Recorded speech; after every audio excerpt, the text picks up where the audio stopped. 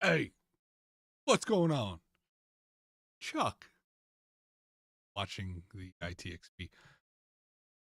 You know what? It's season 10, mofos. It's season 10. 10 years of this nonstop nightmare of a show. Not nightmare, I'm just teasing. The nightmare for me because I can't continuously be consistent with this content. And I'd like to be consistent with this content. I do want to be consistent. Make sure that you all get the information that I've been able to glean out of this 30 plus years of content, right? Um so here I am. I'm back at it. Just want to make sure that in 2025 I provide you with something that is meaningful, valuable, and insightful. So what I decided to do probably over the next couple of shows until I get my act together, you can see I don't have my green screen around. It kind of fell down. So I have to fix that. Look, these are real life challenges of the little streaming guy like myself. So I want to make sure that I start off the following episodes with an homage, if you may, to terrestrial radio, legacy media, and just reading Reddit questions. I did this before and I actually had a lot of fun with it. I figured I'd go through it again to make sure that I answer some of the questions that are lingering in the Reddit forums around IT career questions, sysadmin questions, and the like. There's a lot going on. Look, it's March of 2025. It's St. Patrick's Day. And a lot of people are having fun. A lot of people are enjoying their time today, but it's really a concerning time in terms of the state of the job market, at least in the US, probably for most other countries as well. And when it comes to technology jobs, it's challenging. The current administration is making it even that much more challenging for us tech folks. And a lot of people have been laid off. There are a lot more unemployed tech workers. There have been even since .com bubble, I believe, back in the late '90s, early 2000s, even after 2008 financial crisis. I think this is the first time that tech industry is really going through this transformation. Now, yes, AI plays a role into it. It does. I think in one of my previous seasons, I talked about IT is dead, the rise of AI. It was mostly to demonstrate that AI is now playing an important role in your job today. You're a developer, most likely leveraging AI to enhance your code or to develop code at a faster pace than you have previously. My current organization embraced AI back in three, quickly ramped up to leverage the power of AI, not only internally, but on their products that they sell commercially. It's something that's going to continue to happen. You're seeing more and more larger organizations really embrace it. Mid-tier organizations trying to understand where it fits into their product line, and then startups just really taking off. Nonsense. Not nonsense. It's actually the next evol- uh, evolution, I should say, of technology, right? And if we think about technology in terms of the academic sense, it's not just computers, right? It's a tool that helps civilization grow, and it's something that has to be done. Now, what does that mean for you? If you're not evolving, and I hope I've shown throughout the past 10 years that you need to continue to evolve to keep up with the rate of change, with the pace of change. I'm not saying that you should have jumped into ChatGPT when it first released and built your or no, but you now have an opportunity, if you're following it since 22, to know more than what most people do in space. you're like me, you leveraged ChatGPT, Claude, Perplexity, Gemini, whatever came out there, Midjourney, Dali, various Flux sites out there, right? Just for building art, for maybe something that you can leverage on your own book or something like that. There's now video generation, right, built in some of these. I use IM. Studio is an audio generator. There's so many tools that should not prohibit you from taking your ideas and moving. And simple. Look, I'm down here in my basement. Been down here. Oh, actually, when I first started, I had a little mobile mic. I think it Panasonic. I can't remember. Audio quality was horrible, but I was putting out my ideas. I was doing it more consistently back then, but at some point in time, that consistency dropped off for a couple of reasons. Right, life first and foremost. This is just a hobby for me. To be anything commercialized, and I still feel that way. This is a hobby for me, but I do want to be more consistent. But again, life gets in the way. Had career changes, certifications that didn't go through, just schooling, received a master's throughout that time. And I, all the while, I kept thinking, well, I really need to continue creating and putting out content because I still feel there's a gap in this space in folks providing their insight. Now there's other folks out there, Network Chuck and things like that, and folks like that that are providing insights into how to learn different technologies and that. But there are fewer and fewer shows that talk about people's journeys, and I think everybody has a story to tell. And yeah, your story may not be finished, but really no one's story is finished until you actually they're buried in the ground or whatever you decide to do with yourself after you leave this plane, right? Um, it's one of those things where content creation is challenging. There's always that desire to continue developing content, to continue showing people what you're doing. I have a TikTok account. I did goofy things on there again because I just felt like my brand needed to be. I did the 75 hard challenge 2 years ago. I I threw up some AI generated videos using my voice. So again, I gave permission to AI to use my voice.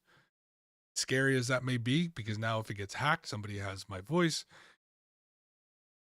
They don't even need to hack it, right? They'll just scrape the web for my voice. They've done it for Joe Rogan. They've done it for Elon Musk and various other celebrities. Why can't they do it for me for nefarious purposes? These are the things that we. These are the times that we live in. You shouldn't be afraid of it. You should just really acknowledge it and understand how to navigate these. So, with that, I just wanted to let you know that I'm still here. I continue to try to revamp myself or continue to change myself. I changed the logo. I haven't changed it yet, but I changed the logo again using AI tools. Um, because again, it's easier for me. I don't have a lot of money to put towards this, right? Put what I can as opposed to gambling the money away. But there are things that have happened over the course of time where I want to make sure that I leverage the tools that are available to me for the things that I like to do. This is one of the things that I like to do, because I think it's helpful. It's helpful for somebody out there, if it's one person, to glean some insight into maybe they're on the same career trajectory. Maybe they want to pivot their career into something totally different. I don't know, but if you really think about what you do and how you want to improve yourself, you really have to become consistent and dedicated to the craft. Now I'm dedicated, but I'm not consistent again because something that I do when I feel like I have time. And now I have time, 5 minutes. So I'm going to get done and go to my meeting. That's after this. So a lot of things have changed. I wanted to give you some updates on maybe some of the topics that I've talked about in the past. The first one is cryptocurrency. I think I've talked about this previously in the sense of um, blockchain and kind of the hurrah around this. Now it doesn't really align with um, your job, but it may, because blockchain is something that's here to stay. And if you were around in the mid to late 2020s and early 21, I may have talked about some of the crypto coins I purchased. That I do have to say that I did dump a lot of the coins that I held onto from that time period. Did make some money on maybe like two of them. I lost money on others. I held on to some of the few, or I believe will stick around for a while, namely the Bitcoin, XRP, because I think it's important to have an investment in a currency market, that term loosely, or for the off chance that it may make me some money at the end of. If you were burnt by that, don't feel badly. A lot of people were burnt. I was burnt by a number of NFTs that I still have. The biggest one is Z.Run. I lost all my horses in there. I had 10 horses there. And if you're familiar with me, I betting on the horses, and I lost those horses. God, those NFTs are gone. Gone. Won't tell you how much I spent on those, but it was an amount that hurt a little bit, and it left a foul taste in my mouth. But I think it was an investment, something that I was trying to help develop and build. I don't have anything to show for it. Just the fact that, hey, I was part of that original community to help build the next iteration of Zeteron called Zed Champions. It is what it is, and these are the things that you really come into in terms of when you're trying to do investments in new technologies, and no different than investing in something on a GoFundMe page. Right? I have a story about GoFundMe. Oh boy, I think it was a 20, maybe around the same time I started this. I I bought into this GoFundMe around this little drone that it was gonna do this, it was gonna do that, and I think I dropped $250 in. I got the little drone, and I'm like so excited to play around with it. And I was like, it wasn't doing what it said it would do. I was like, maybe it's me, and I'm sitting out there with my wife and and my kids, and I'm showing them, and it's like going this way and that way, and then come to find out that it was all a scam, right? Um, Videos that they put out there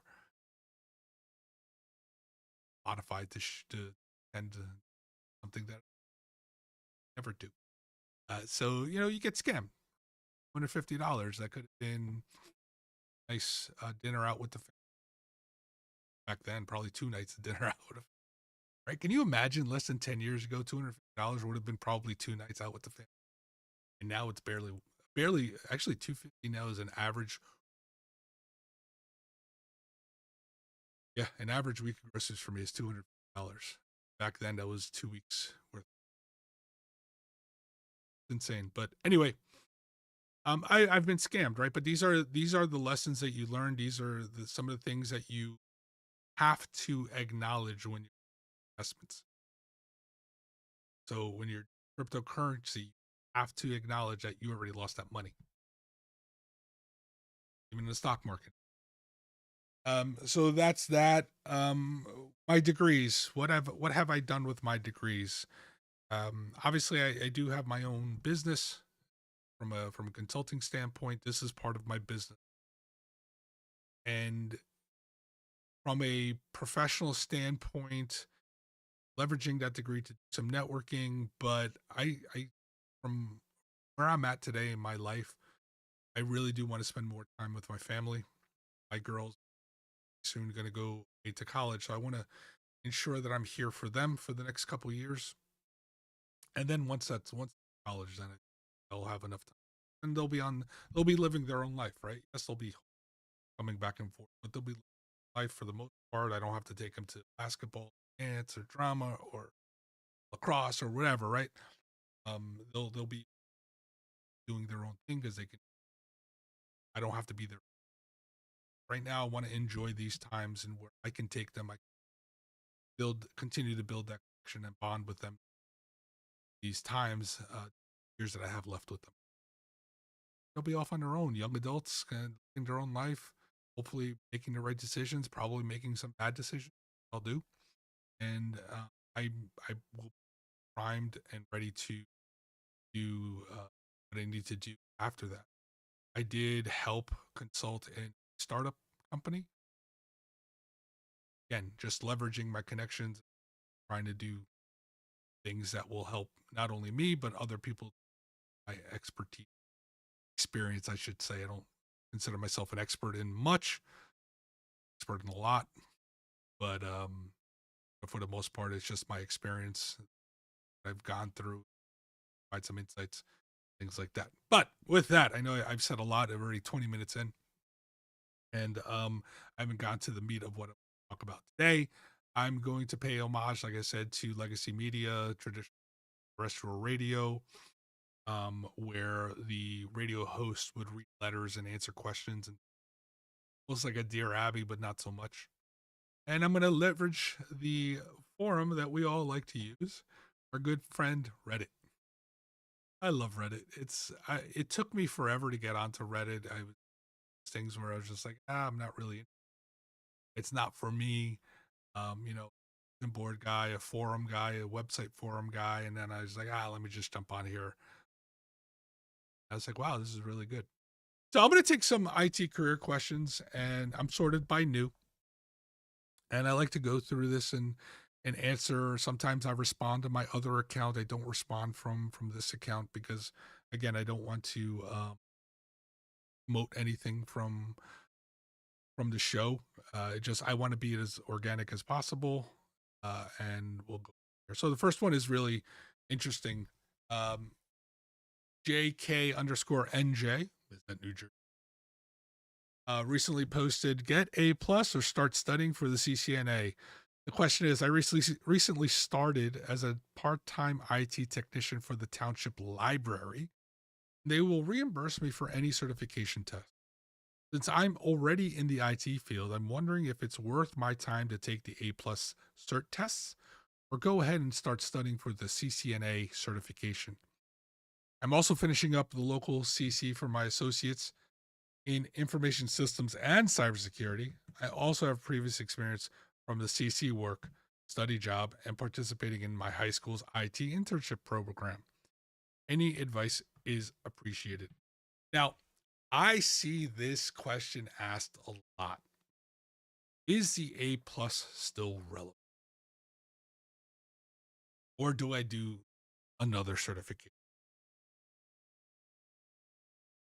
Man, that is a good question. And let me start off with, is the A plus still relevant? Yes. I think it's still relevant. Will it get you that job in the Fortune 500? No, I don't think it will. Will it help you get a job in maybe local government, a small company, maybe you start your own consulting company, things like that? Yes, I believe that will help. But it shouldn't be your only one. It's a good starting off point. It's a good starting off.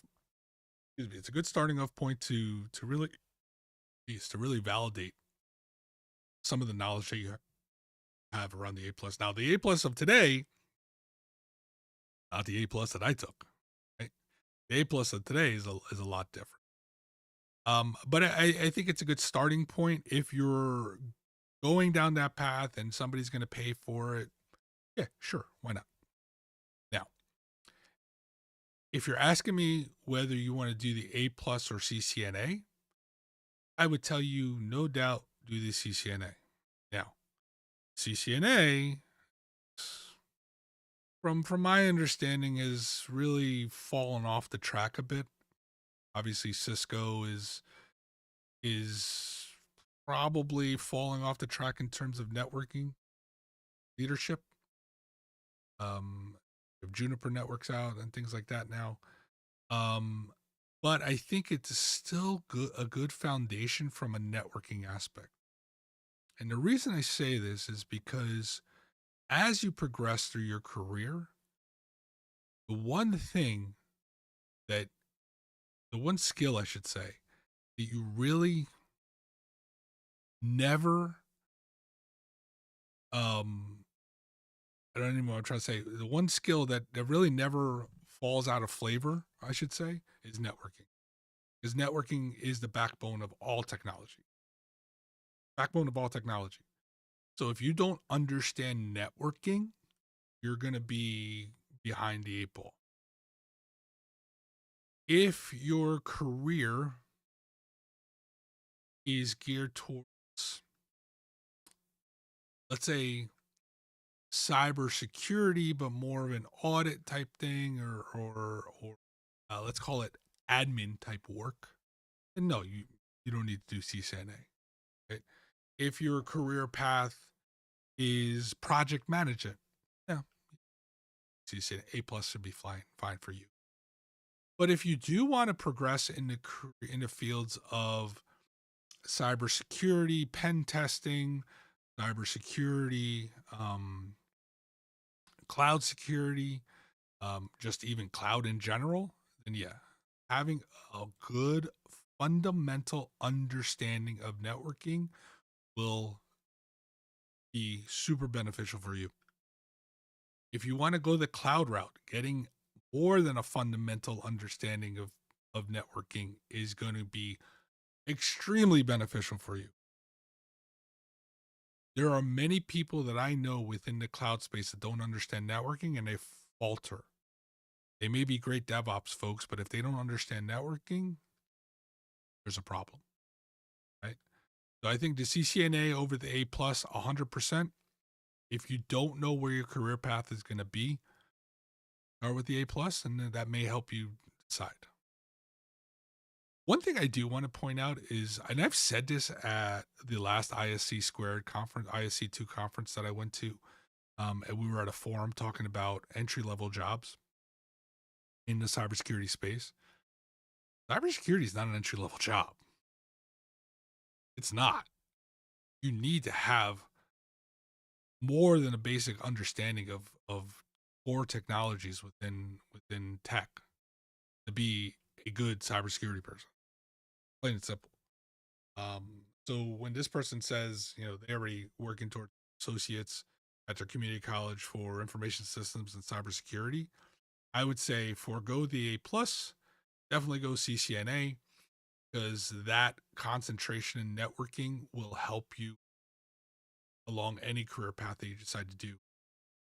Technology, honestly, even software engineers should have a better than fundamental understanding of networking, because there's a lot of software engineers that have no clue how things connect, nor do they want to. But if they do have that understanding, they could probably experience. All right. So thank you, JK_NJ. Next is, this is a good one. I am going objective_voice_6608 says, I'm going to Strayer University, but I am concerned I made the wrong choice. Question. I've been taking courses online at Strayer University, but none of the certificates I have earned are industry recognized. They are certificates from test out. Is this normal when working towards an IT degree? Whew. This is one of the long debated questions around, am I at the right school? Is school for me? Yeah, I'm paying this much money, yada, yada, yada, yada. One of the things that I have to say to you is two things. Is it a for-profit school or is it a not-for-profit school? If it's a for-profit school, then you probably should be looking elsewhere. Plain and simple. If it's a not-for-profit school, you should be looking at the program itself and ask questions around certain things within the programs, like certifications. What certifications are included in the program? Is it an industry recognized certificate. Do I have to pay for the exam, or do you proctor the exam for me? And you pay, and I was part of my fee taking the course. So in this case, Strayer University, my understanding, it is a for profit. I think so. Yeah, somebody writes it in there already. Um, and they're taking certificates from Test Out. I don't even know what Test Out is. Look that up. I don't know what is Test Out. Coursewell Technology Test Out. Let's see. So Google. So it looks like it's part of CompTIA now. Certifications. CompTIA.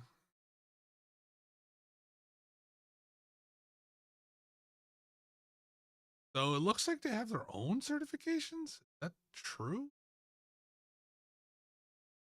That's weird. Pro certification. It looks like it's an A plus certification. Wow. Oh, okay. Okay. I see. I see what this is. All right. So these aren't industry certifications. These are skills based certification. CompTIA and Test Out combined together. And they're doing, yeah, they're doing, these are skills based certifications. So are they valid? They're valid in the sense that somebody says, oh, you have enough knowledge to be a network pro, or you have enough knowledge to understand fundamental concepts of network. You have the fundamental knowledges of cyber defense or ethical hacking. Yeah, I guess so, but can I just pay for these myself? Like I don't know. Can I pay for these myself if I go cert master login? Oh, it's part of CompTIA. So if I go to CompTIA, this is the beauty of doing this live, right? If I go to CompTIA, my applications, Tech Plus, Security Plus, right? I had the Security Plus. Maybe, I don't know. It's weird. Honestly, if you're paying for a school to teach you or to educate you on certain concepts, and they're not industry recognized certifications like either CompTIA or ISC2, SANS or Cisco or IBM or whatever, I'm not paying for that. I'm not paying for that. I'm going to go out there and find the resources myself and do the industry recognized certification. It's unfortunate because I know Strayer kind of pushes itself as get a 6-figure salary in 6 months and things like that. Not in this market. So yeah, so sorry, Objective Voice 6608. I would say dump that school and go somewhere else. I'm a big fan of WGU. I'm an alumnus. So I think that gives you more bang for your money, especially if you can complete it quickly. I'm a big fan, but I also, University of Phoenix is also good. The other one, DeVry. I know a couple of folks that graduated from that. Not your brick and mortar, but things that are recognized within various companies. SNHU. I had my undergrad from SNHU, although I don't agree with that format. After I went to WGU, I was like, oh, this is much better format. Really depends. But anyway, Strayer University, I would stay away from if you're not getting industry recognized certifications and they're just test out certifications. Sorry. My 2 cents there. Find another school or do it on your own. Next one. OK-writing 7462 says, advice from project and ops managers. Hi all, I'm currently a service desk coordinator looking to step into project management in the next 3 months.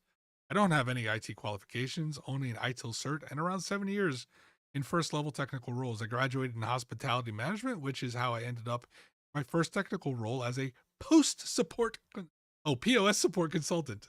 Stupid mouse. I'm assuming that's point of sale. I'm familiar with SQL, and I've supported SaaS solutions. Now I'm a little old, so going back to get a tech degree is not really desirable. In the long term, I'm thinking about getting my post grad in something along the lines of ops management and eventually an MBA. The POS industry is also a little niche in SA, so I'm looking to the fintech industry. Right now, what would you say is a highly valuable cert I can get to assure companies that I'm capable? Definitely looking to get a cert in project management, but not sure if it is a must, if it must be technical. I see a lot of contradictory advice about coding as a PM. Just for context, I have a very analytical brain, but I also have no interest in software dev. I can also learn pretty much anything. Please help and thanks for reading. So this is a good question, and this is a good question for folks that are really wanting to break into tech, attracted to that money, and they always see things about certifications and the like.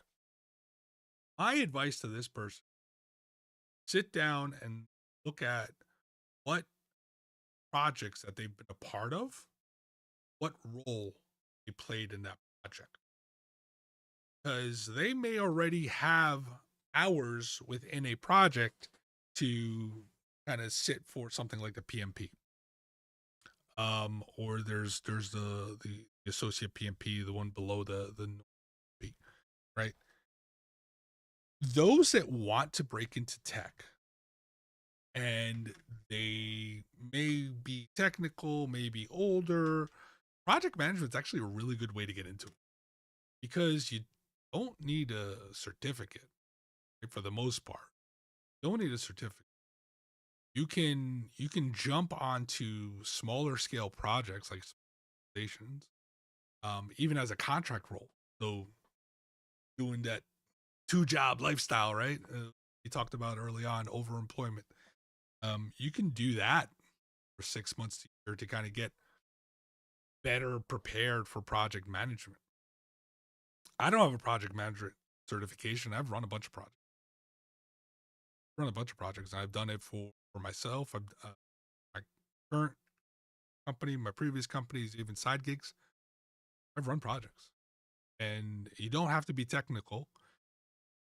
You have to understand. You do have to read through the bullshit. Let's put it. You do have to read through the bullshit. Project management is something that you can actually get into without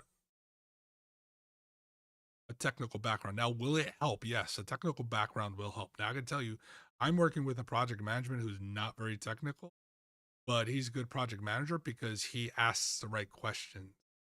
Right? If he doesn't understand something or if a process to him doesn't make sense, he'll ask questions, but he's not technical at all. If you go back to him technically, he'll just be like, I don't know what you mean, but does it answer this question? Right? And he'll ask back, right? So, so again, really good project managers are that they will have the attention to detail that project management needs to be able to lead projects, right? Because again, you need to be to make sure things are in budget, on time, and you have enough resources, right? So if you're that person that can look at the bigger picture and then drill down into finer details of things, yeah, project management. You also have to build reports. You can't be a scrub and not build reports around what you're. That's going to be key. So if anything, any technical ability probably should be around building report, Power BI, Tableau, or any other report product platform. That's going to be key. Not kind of. That's going to be key to be a successful project manager. Being able to deliver those to senior leadership, to your leadership team, whomever. That's going to be key for you. So somebody that only has an ITIL cert, a coordinator looking to jump into project management, yeah, I think that's fine. I don't think you need to go into certification route at this point. If we look at the PMP certification,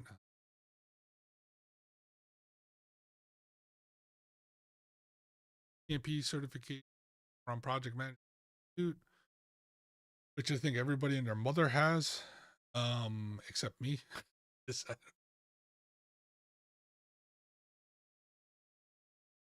specialized all professional certifications, program management, portfolio management now. There used to be like one below the PhD. What happened to it? Yeah, there was used to be one. That's sort of high school, 35 hours of project. Here you go. 35 hours of project management education or right? Um, this cap. I'm sorry. Oh, here it is. Certified associate in project management. Start with that. Start with the certified associate in project management. Do that, right? Because no experience required. 150 questions. That'll be right fit for this person. It's okay writing 742. I think that'd be the best way to go for them. Okay, writing 7462. And have a good night. Next one up on the list. Oh, here we go. This is a good one. Job opportunity lost due to manager's exploitation. How many of us have been through that?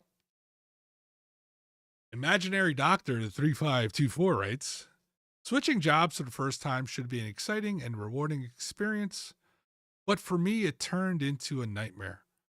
I secured a new job with a 125% hike and was eager to join, but my current employer made a transition impossible. Initially, my manager assured me that I could opt for a payout to shorten my notice period. Trusting her words, I resigned, completed all onboarding formalities for my new role, and received my offer letter. However, after my resignation, everything took a turn. My manager suddenly refused to release me, citing the lack of a replacement. Even after a new replacement was found, she kept delaying the process, insisting on unnecessary approvals and waiting for the new employee to be physically present in the office. Each time I requested an update, she misled me with half truths, exploiting my trust and lack of experience in job transitions. What's even more frustrating is that I never had any misunderstandings or conflicts with my manager. In fact, the first real conversation I had with her was when I submitted my resignation. Despite that, she deliberately withheld information, strung me along, ultimately costing me the opportunity. Questions that keeps haunting me is, what did she gain from this? No personal grudges, no conflicts. She went out of her way to sabotage my career move. Just to exert power, did she genuinely not care about the impact of her actions? Due to these delays, I lost a job at the new company. I lost a job as the new company filled the position. My manager had been transparent from the start. I could have explored alternatives. Now, I'm left with no choice but to complete my notice period while searching for another opportunity, hoping for a fair chance to move forward. Okay. Don't know the age of the person, and that's fine. Manager is not your friend. Work is not your family. This is a business. Okay? The business. You put in your notice. And I'm trying to figure this out because a lot of this seems suspect to me, and a lot of these are karma farming, which I get. If you put in your 2 weeks, how did you onboard to the new role? Right? Like I don't follow this a little bit, right? Because I secured a new job in the same company,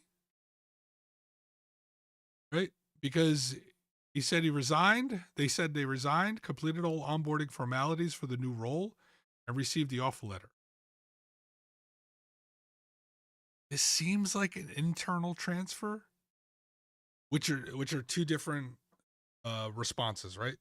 So if this is an external, you're leaving for another company, new job, company, blah blah blah. Then you put in your 2 weeks. Then you put in your 2 weeks. You leave, unless there's a contract saying you can't leave. but you should know that before you resign. You all should follow. You should also understand your contract and what you're obligated to do. Decide to leave, right? Oh, it is a different company. Oh, it is a okay. So it's a different company. OP, Imaginary Doctor 524 updated a response. It's a different organization. So your manager's not your friend. Your job is not your family. You put in your 2 weeks notice. You leave. Plain and simple. You're young. You don't want to rock the boat. You don't want to burn bridges and things like that. Heard me time and time again. Sometimes you have to burn bridges. If this manager was making your life hell, burn bridges. Say, you know what? I'm leaving now. Bye. I'll forego my week's pay or whatever it is. Bye. Sometimes you may not be in that position, but you set a resignation time date. That's your last day. If that manager is being such a problem, escalate, include HR. And say, this is my final day. This is my final day. Sometimes you may have to even threaten an employment lawyer. Now, each country, each state is different, right? In the U.S., each state is different and how things go. But first and foremost, a former employer cannot say anything negative about you when a new employer calls for a reference. So have to validate title, maybe salary at some point. I don't even know if they can do that now anymore. Title and length of employment. Right? If they do anything more than that, then you can engage I'm going to take this to an employment lawyer type discussion. But make sure you bring HR in first. This person, this manager may not be following the rules of the organization. Feel like something's amiss, always include HR. Just go whoop, and copy that person, that manager. Go, hey, Sally's not playing ball. What's her deal? I'm leaving on this day. And I know a lot of it comes with youth and potentially reputation and things like that. If you're going in the same industry, okay, I get that. But again, this is a business. To say this, I'm going to sound like a broken record. You are the CEO of You Inc. Treat yourself like a business. You're providing a service. You're terminating that service on this date. That's when I'm going to terminate a service. Thank you. Once you get into that mindset, all this other stuff is just noise. Just noise. And stop falling for the noise. Stop it. Just don't fall for a noise. If they had to do a layoff, you would have been gone 2 seconds. I've been through that. I've seen it. So I'm sorry. Imaginary Doctor. Get with the program. No, just, lessons learned. Take it as a lessons learned. All right. This is probably the last one. I want to get into IT and eventually transition to IM cybersecurity. Where do I start? Holy shit. This is holy cow. Impressive Car 8952 says, hey everyone. I'm looking to break into IT with the goal of becoming an identity and access management analyst. But I'm not sure where to start. I don't have any prior experience. I want to build a strong foundation and follow the right steps to get there. From what I've researched, it seems like learning IT fundamentals is the best step. Would CompTIA A+ be worth getting? Or should I focus on more Microsoft technologies like Active Directory and Azure AD, since IAM revolves around managing user access? I also plan to set up a home lab with virtual machines to get a hands-on experience with Windows and Linux environments. Since IAM involves authentication, permissions, and security policies, I know networking and security basics are important. Would CompTIA Network Plus and Security Plus be useful? Or should I focus on more learning identity providers like Okta, Ping Identity, and CyberArk? Are they good hands-on labs or beginner-friendly IAM resources? I'm also wondering what kind of entry-level IT jobs would best prepare me for an IAM analyst role. Should I aim for help desk, IT support, or sysadmin role first? Is there a way to move directly into IAM? Are there any beginner-friendly IAM certifications? Or should I work towards something like Microsoft SC 300 Identity and Access Administrator or CIM Certified Identity and Access Administrator? If you work in IAM, how do you get started? What skills or certs made the biggest difference for you? Any advice or resources would be greatly appreciated. Man, that's a lofty goal, and that's a great goal. Right? Here's someone that says they know what they want to do. I want to be IAM. I want to be an IAM analyst. That's my passion, to be an IAM analyst. That's what I want to do. I just love identity and access management. I want to live and breathe CIA triad. Oh, yeah, fuck yeah. Pops open a beer and chugs it and throws it out the window. Right? It's like, so impressive car 8952. Yes, yes, yes, and yes. Yes, yes, yes, and yes. Everything you can and need to learn about IAM, do it. Where do you begin? Most of us started with Active Directory. Most of us started with Novell. Some of us started with Active Directory. I would start with Active Directory. I think it gives a good understanding of the directory and structure and access. But you can't forget about the cloud. So start up your own account in AWS, Azure, and GCP. Minimal costs to get those started. You get, I think, 60 days with Azure AD or Entra ID at this point. I think for free. Quote me on that. But learn about the roles in there or leverage the Microsoft Learn training, again, for free. AWS has a bunch of training for free. GCP, if you get a GCP developer account and then link your Cloud Skills Boost account to that, get 35 credits a month for free. There are plenty of forums out there to talk about IAM. It is a little bit nuanced across all the environments. Again, AD, AWS, Entra ID, GCP, Okta, Ping, CyberArk. Now, Okta, Ping, CyberArk, identity providers.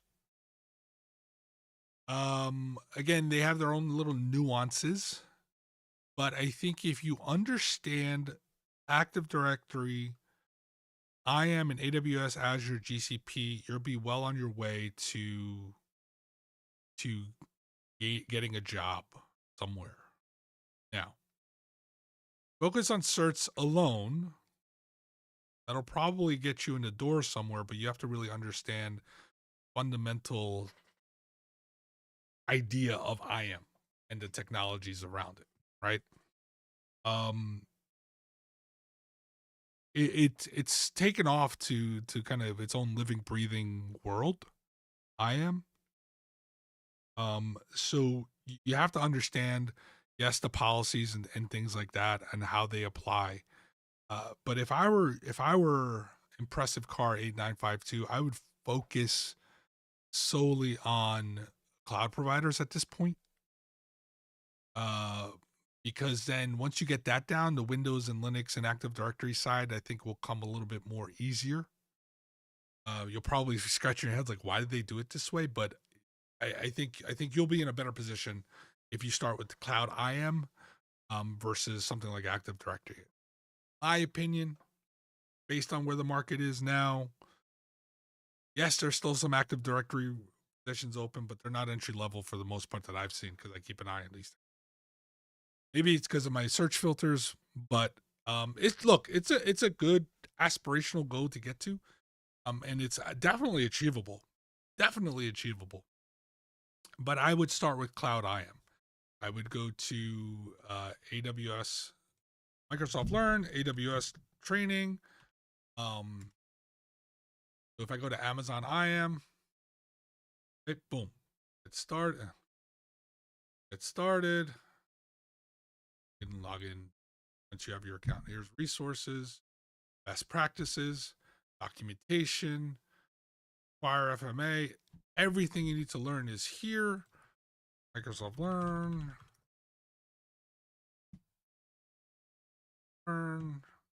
I think they talked about certification that they want to get. Yes, yes, yes. Right. Designing authentication authorization solutions. Yes, yes, yes. Just start learning and start practicing in your own little labs. I, again, start off with Cloud IAM. Start off with Cloud IAM and then go from there. Certs, everybody wants certs, but if you can't do shit, then the certs aren't going to help you. So build a portfolio. Show somebody what you've done. Build a website with your portfolio in there. Record some shit that you did. Build a podcast, like something that shows that you have some knowledge around. Right? Write a book. Like, it's something that everybody says, oh, search. Yeah, but if you can't do shit, nobody's gonna want you.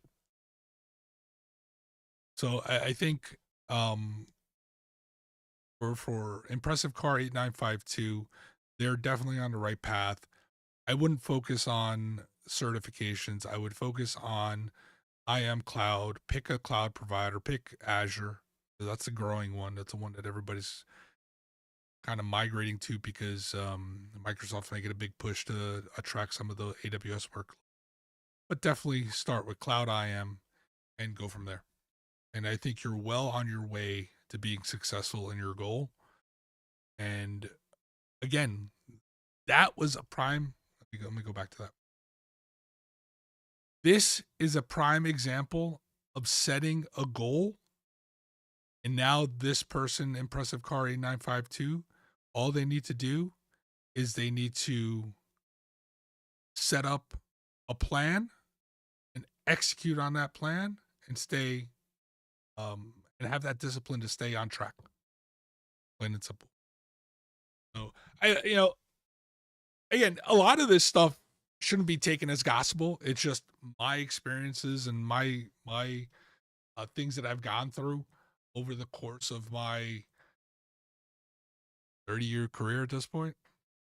So it's something that experience tells me these things. Your experience will vary. Not may, it will vary. So I want to make sure that I'm clear with that. These aren't 100%. You need to follow this path. No, it's, you're asking me, this is what I would do. If I were to do it all over again, this is what I would do. I've made a lot of mistakes in my career. A lot of mistakes. A lot of time because I didn't want to listen to anybody because I'm an asshole. Stubborn. But once you learn the mistakes, kind of keep them in the back of your head, and you want to make sure others don't fall for those same mistakes. So I want to make sure that you understand that as we continue going. I like answering these questions, and I probably will respond to some of these in a different account, because I think they're really important questions, and I think there are a lot of people that are struggling to figure out what their next move. And if you don't have a plan, you don't have that focus, where you're going to go in the next 6 to 12 months. Maybe unemployed, and you're like, holy fuck, man, I don't know what I'm going to do. Yeah, I've been there. And sometimes you just got to buckle up and just find something and just go to continue looking at what do I use now? Indeed, built in the, I've stopped using LinkedIn. I stopped using Dice. Google searches for jobs and just look at the different contract jobs. Seeing what you can get there. Yeah, do contract for a while. May like it. So, and I know Google's talking to me. I don't want you, Google. Shut up. So, let me turn off the mic there. So, I'm back. I'm hopefully again. I will do these every Monday, answering these Reddit questions until I come up with concrete that I want to talk about in terms of the technology career path. I hope you enjoyed this. I will talk to you next time. Everybody, enjoy your week. Happy St. Patrick's Day. Take care.